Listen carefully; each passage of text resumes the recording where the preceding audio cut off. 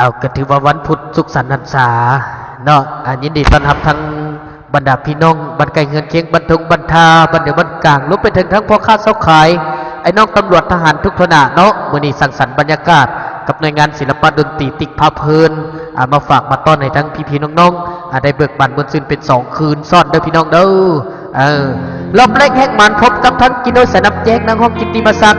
ฝากเสียงครับเสียงล้ำให้เนาะผู้แลสิไปทั้งผู้แลแล้วทั้งบอลสาวนาไซฝากให้ทั้งพี่น้องผู้แลทั้งแข่งสารวันตามด้วยทั้งปางทองวงพัดจันเดียวนางห้องเสียงดีอีกท่านหนึ่งเนาะนางห้องกินตีมาซักเช่นเดียวกันเนาะฮับเซินมาจากทั้งผู้แลรัฐวิสาหกิจลาวโทรโฟมของเฮากันเนาะวันนี้เป็นมาสั่งสรรค์บรรยากาศให้กับทั้งพี่น้องมอบความเบิกบานบุญซื้อให้กับทุกท่านบรรไก่เงินเคียงบรรทุงบรรทากันเนาะ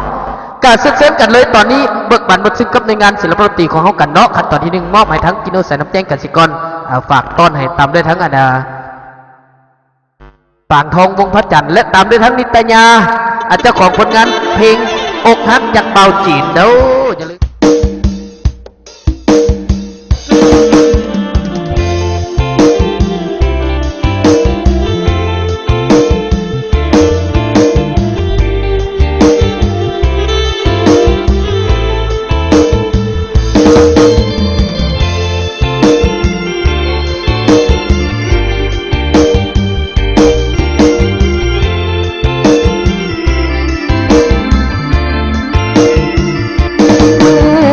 มาพบน้องเนื้อทองยามทอง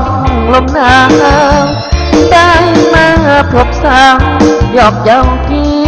เขาลือกันมาเยือนถึงถิ่น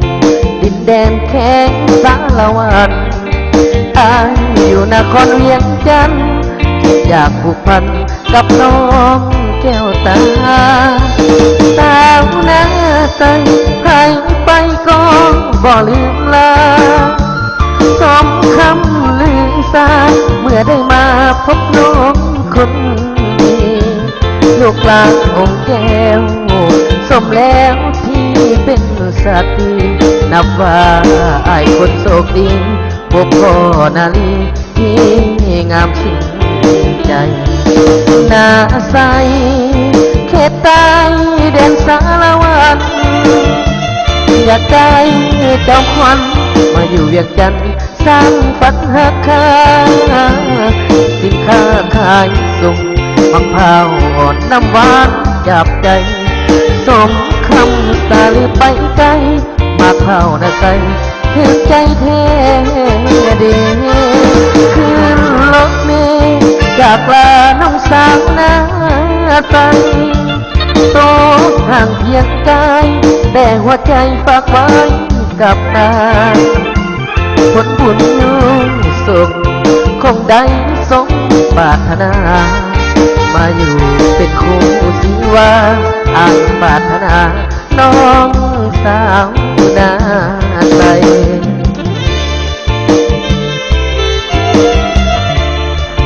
ฝากให้ทั้งพี่น้องบ้านเชียงคำเลยแล้วเนาะฝากสังสรรค์บรรยากาศกันเนาะขอบใจมาลัยมอบให้เด้อมาลัยน้ำใจมอบให้มา10,000จีบไว้ได้10 ล้านเลยพี่น้องเนาะลำรวยทุกท่านเนาะ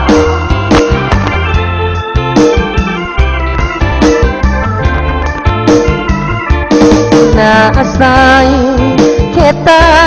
แดนสารวันอยากได้จอมควันมาอยู่เวียงจันทร์สร้างฝันหักคาสินค้าขาย